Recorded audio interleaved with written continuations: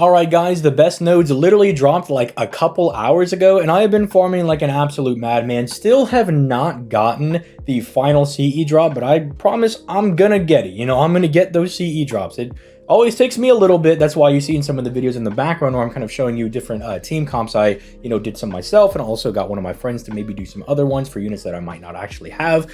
But I'm showing you guys some team comps in the background, but you'll notice that I'm not doing like the full CE setup, even though it is easily doable for this assassin node. I mean, obviously it's even easier if you want to go and do the Lancer node, which we'll kind of talk about in just a little bit. But, I don't want to get flamed in the comments. People are like, hey man, where's like the last CE? And I'm like, I'm still working on it. I'm still trying to get it. It always takes me a little bit to get that last drop, but by the time this event is over, I guarantee I'll probably have like one max event broken and a couple of extra spare CEs laying around. Just you wait when we get to the overhaul, and all that good stuff. But yeah, as you can see in the background right now, I think the first one that I am showing is the Chen Gong one. I think that is probably the easiest one for some people to do. You'll notice in some of these that we just get like really good face card RNG. That's not always completely necessary. I also think that firing, say, the Castoria's NP, which I don't think I did for the Chen Gong gameplay, but it's really easy to get, right? And getting those extra bits of attack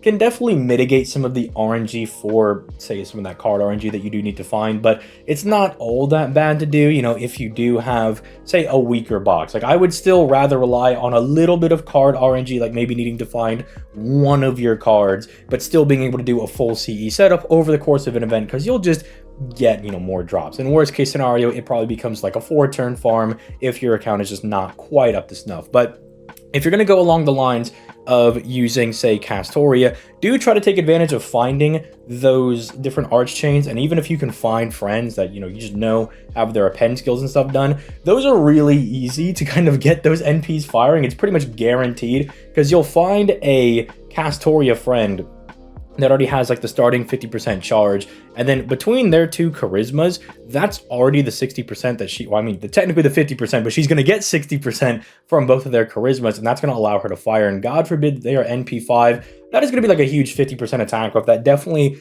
can help you out a lot. I mean, sure, you get a little bit of like extra animation in there, but let's be honest, if you're not going to farm like all of your apples down, or you're not going to be farming for every single minute, and you've got like 200 apples to get through, an extra like 15 seconds of animation is probably going to be okay, right? Especially if it gives you a more consistent clear.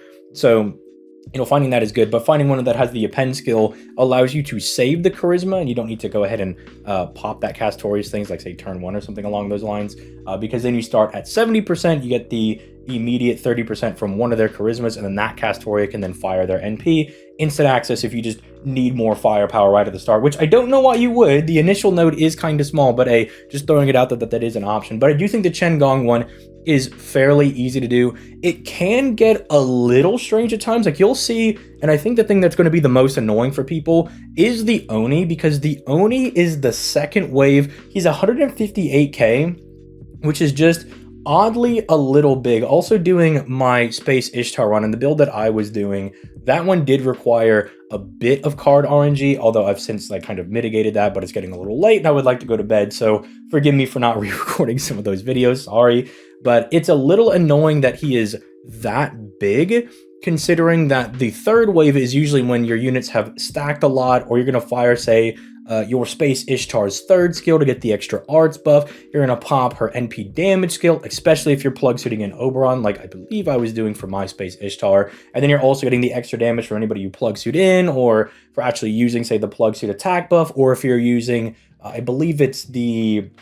Oh, I'm not even gonna guess. I can't remember. I get all the like the school uniform outfits messed up, but it's the one that gives you NP damage, the Buster crit, and the NP gain. Let's say you want to use that. Like you're still probably gonna save the NP damage buff for the last node, right? That's pretty much when you're gonna get all of your buffs at their maximum to clear the last person, who is, go figure, the largest enemy. So that, I will warn some people, if you do have maybe a more worse off box, that is something to kind of keep in mind, because it's a little like, it's just oddly a little annoying. Not impossible to do, but in it doing some testing, especially I was trying to use my Sieg, who was really struggling to get a consistent knockout on that Oni. it was getting a little odd. Now keep in mind, you know, my Sieg is in this odd space of being like 776 or something like that for his skills, which really means that his arts buff is just not quite up there. It's not quite large enough.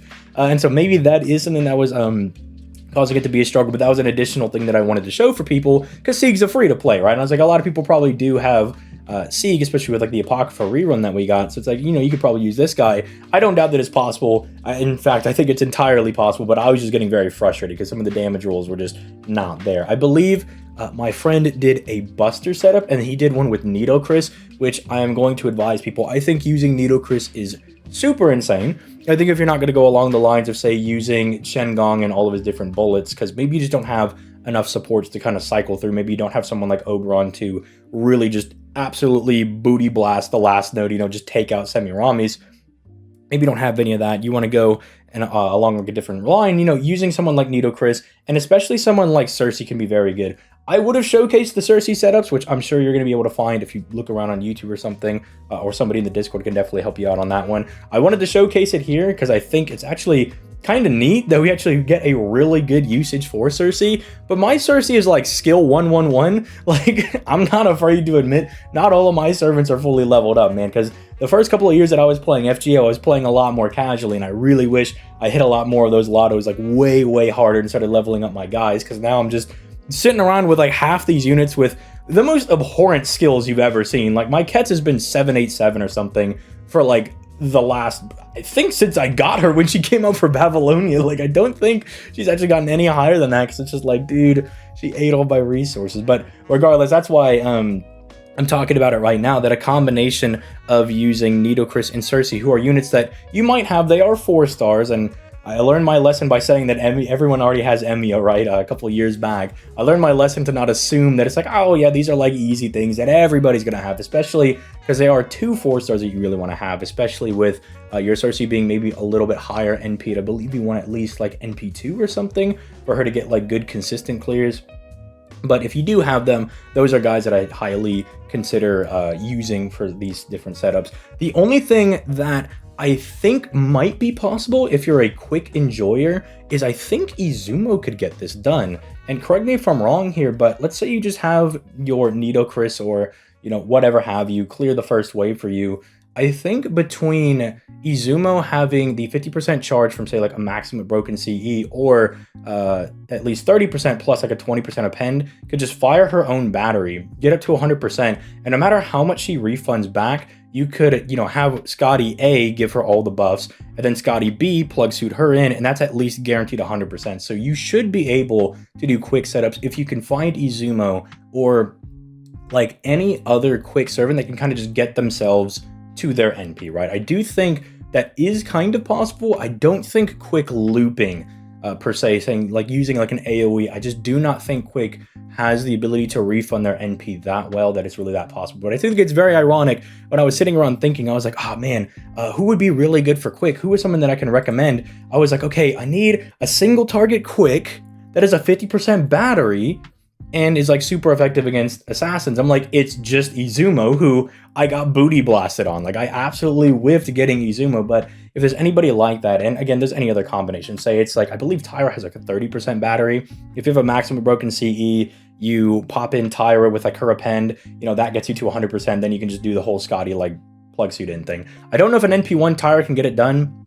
I would need somebody that actually has, like, say, an NP1 Tyra to confirm that in the comments or something. But I definitely think if you went for like NP2 or 3, I definitely think that's possible, because she's going in neutral on these guys, because they're definitely not Genji. I can tell you that much. Actually, is the Oni guy a Genji? Let me double check this. No, he is not. He's not. Giant monster person is indeed not part of the Genji clan.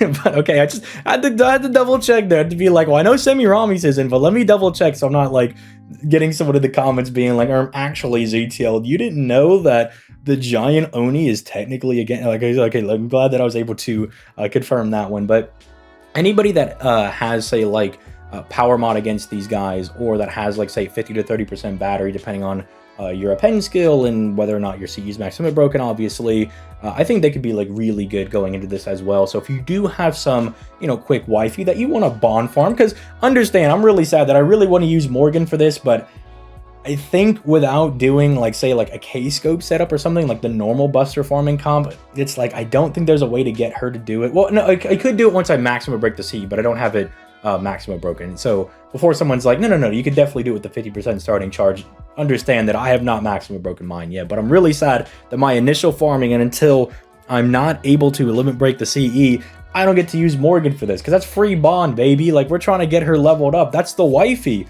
So I understand, I know your pain. If it's just like, oh man, I don't have a high enough NP level, or I can't use my quick looper. It's like, hey, you could at least use some single targets, right? And I'd like other people in the comments down below to drop some of their suggestions. Like, let people know what you're using for this. I've shown some of my setups, and then I was kind of, you know, just theory crafting with you guys on just some initial things that I had ideas for, but I either like don't have Tyra, so I can't check it, and I can't do the Izuma one, because one, I'm still trying to level up my Scotty.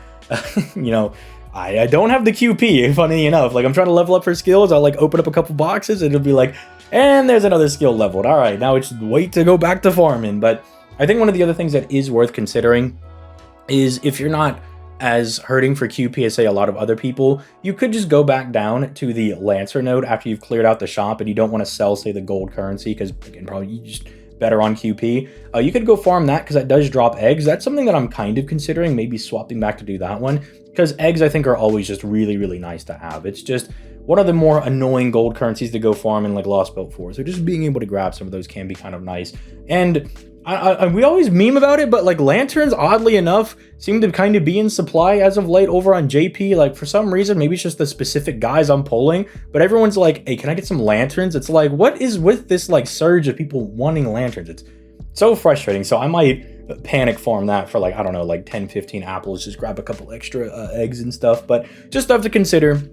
And mainly, I wanted to let you guys know that farming has opened up. Make sure that you are caught up. And don't forget to go do those extra quests. I know that I kind of joked around about it, and I was like, oh, who cares about these? We care about the farming. But make sure you do go ahead and do those. They drop you like some nice event rewards. You get some like mana prisms and stuff for them. And, you know, you also get, I believe, some like Martha servant coins, and you get the command codes from that as well. So don't skip out on those. Do not forget to do those.